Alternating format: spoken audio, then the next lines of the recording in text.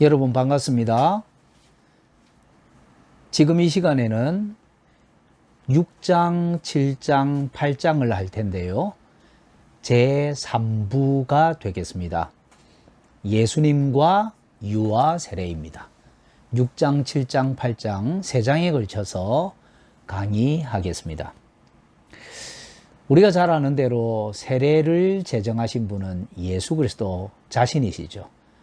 마태복음 28장 19절에서 20절에 예수님께서는 부활하신 후에 갈릴리의 한 산에서 11 제자를 만나셔서 너희는 가서 모든 족속으로, 한글 개역 개정판에는 모든 민족으로 제자를 삼으라 하시면서 아버지와 아들과 성령의 이름으로 세례를 주라고 명령하셨습니다. 오늘날 우리는 이제 할례를 받지 않죠. 이제 우리는 할례 대신 세례를 받습니다. 그러나 그 말이 곧 할례와 세례는 서로 무관하다 이런 뜻은 아닙니다. 할례가 그림자라면 세례는 실체입니다. 할례가 옛 언약 시대의 표라면 세례는 새 언약 시대의 새 언약 백성이 되었다는 표죠. 이 양쪽은 모두 하나의 관역을 향하고 있습니다. 언약 백성의 자녀, 즉 신자의 자녀까지도 언약 백성이다. 유아들까지도 언약 백성이다. 라는 점에서 같습니다. 이번 6장에는 예수님께서 받으신 할례와 유아 세례를 살펴보겠습니다. 예수님은 할례에 대해서 어떤 자세를 취하셨을까요? 여러분, 할례가 구약의 율법이라는 것을 아셔야 됩니다. 모세오경, 토라라고 하는데요. 하나님께서 아브라함에게 창세기 17장에 나타나셔서 난지 8일 만에 할례를 행하라고 하셨습니다. 그래서 최초의 할례를 아브라함이 받았고 그 이후로는 언약 백성은 태어나면 8일 만에 할례를 받았습니다. 그런데 예수님께서는 이 할례에 대해서 어떻게 하셨을까요? 예수님은 구약의 율법을 다 이루셨죠. 여기에는 두 가지 의미가 같이 있습니다. 하나는 우리는 율법을 지켜 행할 수 없는 죄인입니다. 그러나 예수님께서는 의인이십니다. 이 말은 예수님께서 율법이 요구하는 모든 요구를 다 순종하셨다는 뜻이기도 합니다. 예수님은 율법의 모든 요구를 다 순종하시고 준수하셨습니다. 두 번째는 율법을 다 지키기만 한 것이 아니라 예수님 자신이 율법의 목표가 되셔서 율법을 성취하십니다. 첫째, 율법을 지킵니다. 둘째, 예수님 자신이 율법의 목표가 되시고 율법을 성취하십니다. 이 원리는 할례에도 똑같이 적용이 되어야 되겠죠. 누가복음 2장 21절을 보면 예수님께서도 태어난 지 8일 만에 할례를 받으십니다. 할례할 8일이 되매 그 이름을 예수라 하니 곧 수태하기 전에 천사의 일컬은 바르라 이렇게 말씀합니다. 어떤 사람은 이렇게 생각할지도 모르겠습니다. 할례 받은 것은 예수님의 뜻이 아니라 부모의 뜻이 아니냐. 예수님은 할례 받으려고 하는 생각이 없지 않았느냐. 그런 사람에게 로마서 15장 8절이 필요합니다. 로마서 15장 8절에서 사도 바울은 이렇게 말씀하죠. 내가 말하노니 그리스도께서 하나님의 진실하심을 위하여 할례의 수종자가 되셨나니. 한글 개역 개정판에는 할례의 추종자가 되셨나니 이렇게 말합니다. 이는 조상들에게 주신 약속을 견고케 하시고, 여기서 할례의 수종자, 한글 개역 성경이고요. 할례의 추종자, 한글 개역 개정 성경인데요. 여기 수종자 또는 추종자로 번역된 단어는 디아코노스라는 단어인데요. 이 단어는 집사로도 번역되고 일꾼으로도 번역되는 단어입니다. 봉사자, 일꾼, 집사 이런 뜻입니다.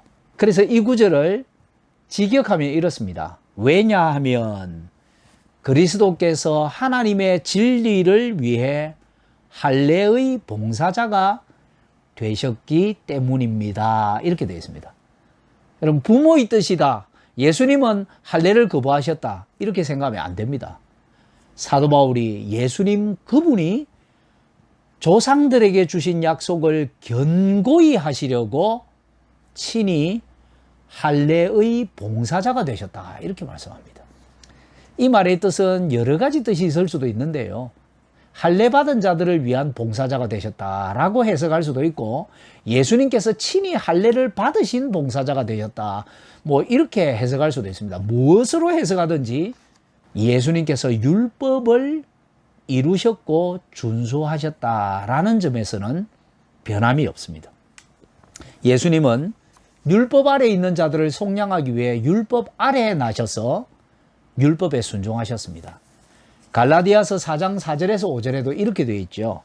때가 참에 하나님께서 아들을 보내사 여자에게서 나게 하시고 율법 아래에 나게 하신 것은 율법 아래에 있는 자들을 속량하시고 우리로 아들의 명분을 얻게 하려 하심이라. 갈라디아 4장 4절에서 5절. 율법 아래에 나시고 그 율법 아래에 있는 자들을 속량하셨다. 이렇게 말씀하죠. 예수님은 첫째, 율법의 요구 다 이루셨습니다. 다 지키셨습니다.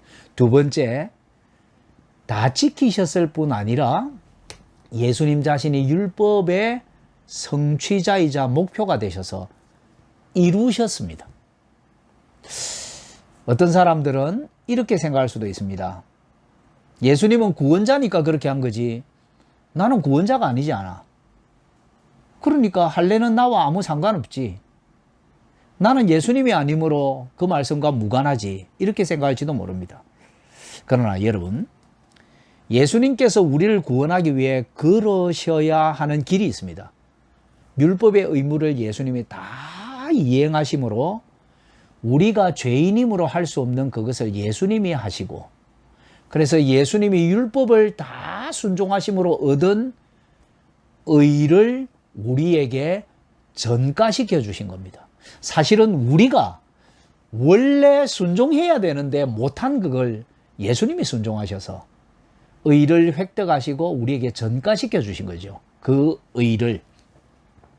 즉 우리가 원래 순종해야 되는 겁니다. 그러므로 예수님께서 할례를 받으신 것은 두 가지 의미를 같이 지니고 있는데요. 하나는 율법을 성취하시고 율법의 요구를 완전히 순종하셨다 하는 거고요. 두 번째가 또 있습니다. 그러므로 우리는 삼위 하나님으로 세례를 받아 우리도 언약의 표를 가짐으로 동일한 감사를 표현해야 한다는 것입니다. 원래 하나님께서 우리에게 율법을 지키라고 주신 건데 우리가 죄인임으로 못 지킴으로 예수님이 지켜주셨거든요. 그 예수님이 다 지켰으니까 끝이다가 아니고요. 우리도 하나님의 뜻을 그대로 순종함으로 이제 예수님을 닮아 동일한 감사를 표해야 한다. 그래서 우리도 언약의 표를 가져야 한다. 여기까지 나아가야 됩니다. 첫째, 예수님께서 율법을 성취하시고 순종하셨다. 이걸 잘 모르면요, 내가 율법을 다 지키려고 하게 됩니다.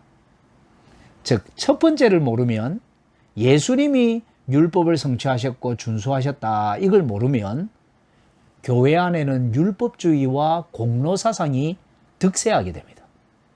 그런데 두 번째도 모르면 안 됩니다. 예수님을 따라 우리도 이제 하나님의 뜻에 순종하여 언약 백성은 언약의 표를 가져야 되고 그 언약의 표를 가짐으로 하나님께 감사를 표해야 한다. 언약 백성의 표를 가지고 하나님의 뜻대로 살려고 해야 한다. 이 두 번째도 알아야 됩니다. 이 두 번째를 모르면 어떻게 되느냐? 율법 폐기론자 또는 방종주의자가 됩니다. 예수님이 다 지켰으니까 이제 우리는 끝났지. 내가 알아서 율법과 무관하게 살아도 돼. 이런 사람이 됩니다. 사실은 율법주의자도 이단이지만 율법 폐기론자도 이단이랍니다. 예수님께서 갓난아기 때 할례를 통해서 언약의 표를 받으신 것이 하나님의 뜻이었고 율법의 요구였죠. 예수님이 다 성취하시고 우리 대신 순종하셨습니다. 이제 우리는 어떻게 해야 할까요? 끝이 아닙니다. 예수님이 다 이루신 그것을 따라 우리도 언약의 표를 지니고 하나님께 감사해야 되겠죠. 우리뿐 아니라 우리의 자녀도 말입니다. 하나님께서는 우리뿐 아니라 우리의 자녀도 부르셨습니다. 예수님께서 아기 때 언약의 표를 받으심으로 율법의 수종자가 되셨고 우리의 본이 되셨습니다. 우리도 아기 때부터 언약의 표를 가져 하나님께 감사를 표하는 가정을 이루어야 되지 않겠습니까? 다음 시간에 계속 이어서 하겠습니다. 고맙습니다.